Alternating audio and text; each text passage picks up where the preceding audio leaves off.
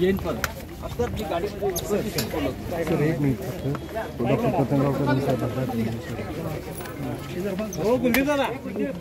पतंगराव असो पतंगराव असो ज्यांचा ज्या पद्धतीने सांगलीचा इतिहास होता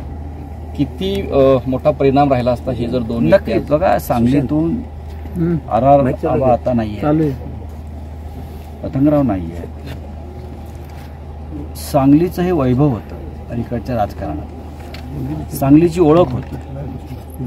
आणि सांगलीची प्रतिभा सुद्धा होती तुम्ही पतंगरावांशी बोलताना तुम्हाला कळेल की प्रतिभावान माणूस होता आबाशी बोलताना तुम्हाला जाणवेल की प्रतिभा आहे नुसतं राजकारण नाही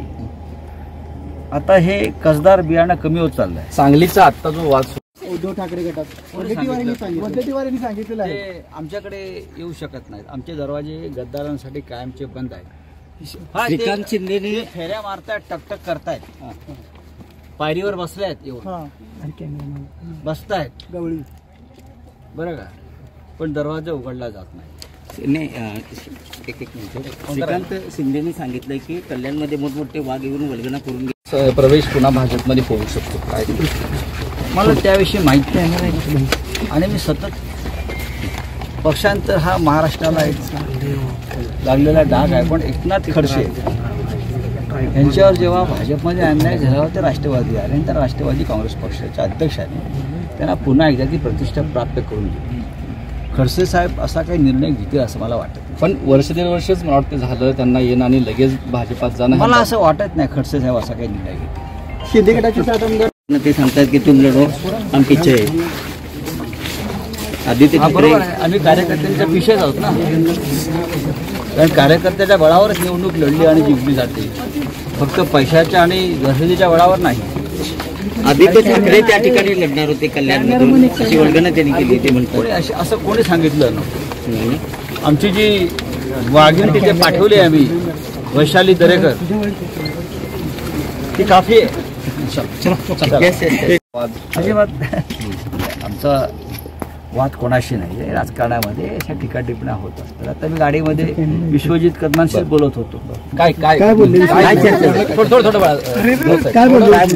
आमचं एक नातं आहेच ना आम्ही राजकारणात जरी आमचे मार्ग वेगळे असले तरी एक दुसऱ्याच्या विषयी ज्या भावना आहेत त्या अशाच राहतात आता आम्ही त्यांच्या वडिलांच्या समाधीस्थळी आलो त्यांना मी सांगत होतो मी इथे पोहोचलोय त्यांनीही मला फोन करून सांगितलं तोडगा काही काँग्रेस आणि तुमच्यामध्ये कोणालाही तुटेपर्यंत ताणावं असं वाटत नाही ना काँग्रेसच्या नेत्यांना वाटत ना आम्हाला वाटत यातून एक मध्यम मार्ग निघावा आणि सांगलीची जागा महाविकास आघाडीनं जिंकावी ही आमची भूमिका आहे हीच भूमिका विश्वजित कदम यांची आहे आणि हीच भूमिका विशाल पाटील यांची एकनाथ खडसे पुन्हा पतंगरावांच्या समाधीस्थळी आला काय भावना पतंगरावांविषयी आमच्या भावना या कायम सुचित आदराच्या सद्यचार सांगली जिल्ह्यातून येऊन महाराष्ट्राच्या राजकारणात इतके वर्ष टिकून राहणं आणि कोणाशी कटुता न ठेवता हे पतंगरावांना फार चांगलं जमतं आणि पतंगरावांचे जे संबंध सगळ्यांशी होते हे राजकीय विचारापलीकडे व्यक्तिगत नाती जपायची असतात अशा पद्धतीचे होते